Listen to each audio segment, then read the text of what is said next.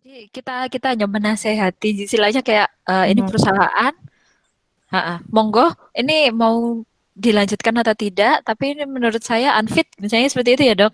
Ya, jadi misalnya begitu. Jadi ada pasien nih, ada mengalami penyakit, misalnya penyakit menular yang belum ada obatnya sampai sekarang. Nah, menyangkut privasi tidak boleh ada teman-teman kerjanya yang tahu, tetapi pihak Mmm, HRD juga harus tahu gitu kan. Maka itu kita harus menghubungi pihak HRD. Pak, pekerja Anda dengan nama ini dan ini, diagnosisnya begini, yang harus dilakukan adalah begini, begini, begini untuk menghindari kontak dan lain sebagainya. Seperti itu, biasanya begitu. oh, iya ya, Dok. Kemudian kalau kita menemukan PAK seperti itu ya, PAK itu banyak. Jadi um, yang paling sering ya, yang kita temukan tuh kalau PAK yang ringan misalnya aja ya, low back pain, terus Iya, kemudian CTS. Nah, itu sebenarnya adalah penyakit yang berhubungan dengan kerja. Kalau CTS-CTS itu biasanya di pekerja atau buruh pabrik wanita itu ya, yang melitik rokok. mmm, Itu kalau sudah seminggu atau 2 minggu masuk, pasti sering datang ke klinik perusahaan, pasti minta surat istirahat. Kenapa? istirahat. Tangannya nggak bisa digerakkan. Sebenarnya itu Oh, adalah kita yang harus merekomendasikan. Kita harus tahu ya berapa banyak sih, berapa persen pekerja-pekerja ini yang mengalami CTS, dan itu kita harus melaporkan ke bagian HRD atau direktur atau yang bagian pengembangan sumber daya manusianya. Ini harus diapakan gitu kan. Mau nggak iya mau iya, harus diedukasi dan sebagainya. Itu. iya, Sampai eee, dokter keluarga sampai dokter dokter industri industri. begitu. Nah, kan tadi Dokter Feni kan ada pengalaman nih di, perusahaan apa, e-commerce Fortuna nggih, Dok? Nah, itu Mm-mm. mungkin bisa cerita sedikit tentang pengalamannya kerja di sana misalnya, apa deh suka dukanya atau gimana gitu, Dok? Ya baik. Jadi saya masih sebentar ya. Maksud saya belum ada pengalaman banyak, tetapi sesuai dengan pengalaman yang saya alami sendiri di sana. Jadi sebenarnya sebagian besar atau mungkin kecil, saya nggak tahu karena saya tidak pernah masuk ke semua perusahaan atau semua pabrik di wilayah Malang ya, tapi hanya satu aja, hanya satu dua. Nah, itu ada yang memang sudah menerapkan SMK 3 dengan baik ya. Jadi kalau SMK 3-nya sudah baik, biasanya mereka punya tim K3 sendiri. Jadi tanpa saran dari dokter pun mereka sebenarnya sudah bisa jalan. Jadi setiap berkala dicek pegawainya, terus kemudian mesin-mesinnya dan sebagainya. Nah, itu kalau sudah SMK-nya baik. Nah, kebetulan di sebuah perusahaan ini gitu ya, eh, ya adalah pembaruan-pembaruan lah, itu masih harus butuh masukan-masukan dari eh, dari dokternya. Jadi pegawainya ini bagaimana dok? Nah itu kalau misalnya sakit harus dibawa kemana dan sebagainya. Sebenarnya di sana sudah ada sih. Jadi dokter tidak harus melulu setiap hari datang ke sana. Kalau saya, jadi kalau di sana tuh biasanya kalau saya seminggu 2 kali atau seminggu sekali sih. Kalau ke sana saya seminggu sekali. Itu biasanya konsultasi. Jadi kita tidak memberikan pengobatan, tetapi kita memberikan konsultasi kepada pegawai-pegawai yang ingin berkonsultasi kepada kita. Biasanya gitu. Terus ada juga jadwal untuk kita keliling ke pabrik itu. Jadi pabrik itu mulai dari produksi, mulai dari pengolahan, ya, produksi, pengolahan sampai menjadi barang, itu kita keliling. Ya, yang kita lihat di sana apa? Jadi faktor-faktor resiko yang ada, mulai dari faktor kimia, faktor fisik, mungkin gitu ya. Jadi kalau dari sebuah pabrik biasanya diperhatikan mungkin faktor fisik dan kimia biasanya. Kalau pabrik-pabrik pabrik ini bergeraknya di pabrik kertas ya. Beda lagi kalau misalnya di fasilitas kesehatan, biasanya yang diperhatikan adalah eh, biologinya. Tapi kalau di sini kimia dan fisika biasanya banyak, yaitu ya bising, panas, kemudian getaran. Terus kalau faktor kimia biasanya adalah penggunaan-penggunaan gas, sulfur gitu ya, nitric oxide dan sebagainya. Nah, itu kita harus tahu apakah benar-benar dilakukan manajemen di sana. Jadi apakah setiap berkala dicek nih kadar nitrik oxide-nya, kadar sulfurnya, gitu kan, terus kemudian bisingnya, terus panas, terus apalagi getaran. Nah itu semua selalu dicek karena ada alat-alatnya di sana itu ya. Jadi dicek kalau misalnya semua itu masih dalam batas ambang, ya dibiarkan gitu ya. Karena ada beberapa bagian gitu, beberapa alat yang memang tidak bisa disubstitusi. Jadi substitusi itu maksudnya pengganti, gitu ya. Mengganti yang tidak ada bising, mengganti yang tidak ada getaran nggak bisa. Nah, kalau semua itu nggak bisa diganti, berarti kita harus merekomendasikan kepada sebuah perusahaan bahwa shiftnya harus diperpendek atau diberikan APD yang sesuai dengan tempat mereka bekerja. Biasanya begitu. Jadi saat kita keliling nanti, ini apa nih, kira-kira resikonya apa? Oh, fisiknya adalah getaran. Getarannya berapa nih, gitu ya. Nah, ini rekomendasinya apa? Kalau misalnya alatnya nggak bisa diganti, ya harus dikasih APD. Ya, saran APD-nya apa? Saran APD-nya apa? Atau kalau misalnya shift-nya nih harus dikurangi dari yang sebenarnya 8 jam. Kalau misalnya mereka nggak ada resiko ya. Misalnya kalau 8 jam itu kan pegawai kantoran gitu ya, kayak pegawai bank, pegawai ya administrasian lah, itu 8 jam nggak masalah ya.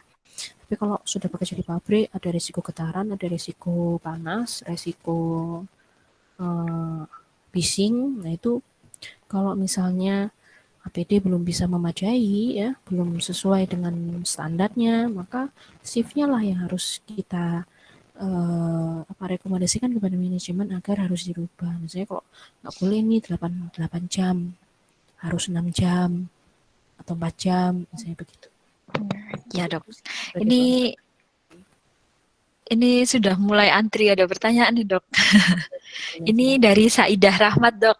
Ini mohon maaf dokter, perkenalkan saya Saidah angkatan 2012. Izin bertanya, untuk alur dan persyaratan mendaftar jenjang magister itu apa saja ya dokter? Terus apakah harus sudah siap judul tesisnya atau tidak? Apa perlu surat rekomendasi seperti program PDS? Ya itu yang ditanyakan seperti itu dok. Mungkin bisa Eh, dijawab dulu dok.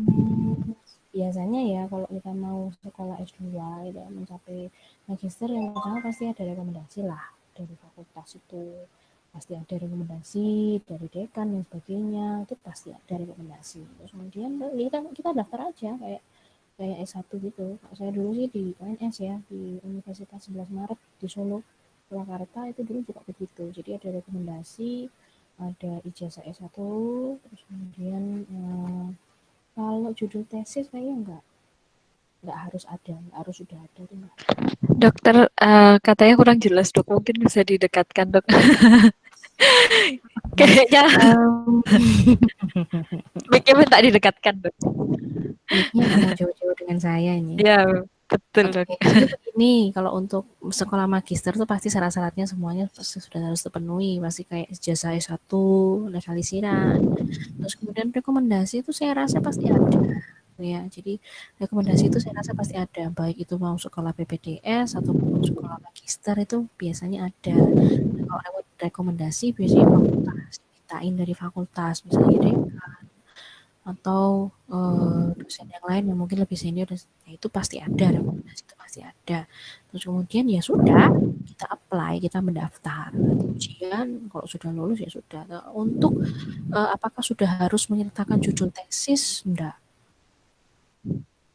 enggak. Enggak. Jadi di awal ya udah langsung daftar Ya, seperti kayak dan daftar semua kuliah biasa itu persyaratan. ya dok ya. Jadi semua persyaratan. Kalau kalau rekomendasi biasanya kalau untuk S2 sama eh, apa BPDS pasti ada. Biasanya gitu. Kalau saya dulu juga gitu kok dimintain rekomendasi juga. Oh ya dok. Ini ada yang beberapa yang menyampaikan pertanyaan, cuman dia mau izin bertanya aja. Misalnya dokter Rika ini mungkin kalau mau tanya langsung bisa tanya langsung ya, bisa dinyalakan mic-nya atau videonya. Silakan, silakan. Assalamualaikum dokter. Waalaikumsalam. Mohon izin bertanya dokter. Jadi Ya, saya ini sekarang sedang internship dokter di Kalimantan Selatan, Balong. Itu banyak tambang dokter di sini. Yang itu paling yang gede butuh tuh Adaro. Nah itu dokter. oh, Jadi saya tuh sering ketemu dokter perusahaan, apalagi musim COVID kayak gini, dokter. Nah, terus kalau dari cerita-ceritanya itu kok kerjaannya itu cuma di klinik ya, dokter ya? Kerjaannya Hmm. itu di klinik, kalau ada pasien ya diobati, kalau nggak bisa mengobati dirujuk ke rumah sakit gitu, dokter. Terus yang saya tahu itu, kalau keunggulan dokter perusahaan yang saya tahu itu gajinya banyak, dokter. Jadi Nah, itu tadi yang tidak saya sebutkan, itu out of order, itu of the record itu ya. nah, Iya. jadi kok yang saya dengar dari orang-orang dokter perusahaan yang di sini tuh kok nggak ngelakuin ngetes apa getaran, ngetes suara atau gitu, nggak, dokter. Cuma ngobati kayak kita di klinik, terus apa namanya? Kalau nggak bisa ya udah dirujuk, terus gajinya banyak. Emang gitu kan, dokter, di dunia nyata? Terima kasih, dokter. Ya, jadi memang sebagian besar ya. Wah, ini ya itu tadi memang sebagai seorang dokter perusahaan itu itulah tadi memang ini mulai meningkat gitu ya permintaannya, tetapi eh, bisa dibilang kalau dari segi penghasilan gitu ya, ya itu bisa dibilang lumayan lah itu ya. Jadi tidak harus seperti kalau sekarang misalnya nunggu di klinik per jamnya berapa sampai berapa. Nah itu kalau di perusahaan biasanya ya lumayan terjamin lah kehidupan sebagai seorang dokter tuh lumayan terjamin memang. Tuh, tuh. Tapi kita lihat dulu perusahaannya perusahaan apa. Tapi kalau perusahaan mining, perusahaan lepas pantai, pengeboran dan sebagainya memang. Perusahaan penerbangan dan sebagainya memang. Iya, nominalnya pasti di atas 4 digit lah. 6 digit ke atas itu pasti. Itu ya kalau untuk pendapatan memang. Tapi dilihat dulu perusahaannya seperti apa. Biasanya kalau perusahaannya itu sudah bonafit ya, mereka punya ISO itu ya, punya sertifikat ISO, terus kemudian SMK 3-nya baik, manajemen K3-nya bagus. Biasanya mereka adalah perusahaan-perusahaan yang notabene dilihat dari segi akuntabilitas ya dan juga dari segi laporan-laporan keuangannya sudah baik gitu loh. Jadi pasti mereka akan membutuhkan seorang dokter perusahaan dan gajinya memang ya itu tadilah. Saya tidak menyebut di sini ya berapa itunya gitu ya. Iya, dokter. Memang, memang. Terus, dokter, Maka itu, kalau misalnya, kalau saya nangkep sih dari percakapan saya dengan dokter-dokter perusahaan itu, intinya kalau saya pengen jadi dokter perusahaan, saya cukup memenuhi persyaratan administrasinya aja. Jadi keilmuan tambahannya tuh sebenarnya ya udah sama kayak dokter biasa, benar kan, dokter? Atau harus iya. belajar lebih lanjut gitu? Ya, biasanya kalau sekarang yang diminta adalah sertifikat tambahan pasti Hiperkes. Mm-mm. Dan biasanya ada juga tambahan lagi kegawatan. Jadi kayak ACLS gitu. Kok ACLS sih? Apa itu? Itu, dok. Sertifikat kegawatan. ATLS, ACLS gitu. ACLS, Dok. Nah, ya ATLS, Trauma ya. ACLS. Oh, biasanya itu yang diminta. Jadi cukup menjadi seorang dokter S1 aja ya sebenarnya S1, terus kemudian ditambahin sertifikat Hiperkes, kemudian ada sertifikat kegawatan dan sebagainya, sudah berangkat sudah Oh ya. bisa diterima. Ya sudah, dokter. Terima kasih ya, dokter.